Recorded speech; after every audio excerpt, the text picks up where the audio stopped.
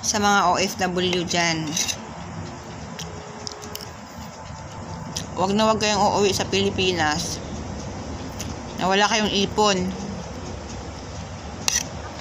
Kasi magagalit yung mga walang ambag sa pag-alis nyo.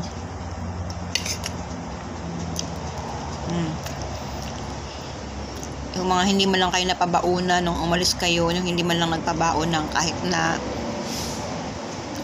bagoong papuntang airport, magagalit sila. Huwag na huwag yung uuwi dito na wala kayong dalang pera. Pag umuwi kayo tas wala kayong dalang chocolate, lagot kayo sa kanila. Wala kang pasalubong, magagalit sa'yo yung mga walang ambag sa pag-alis mo. Yung mga hindi man lang nagbigay ng candy,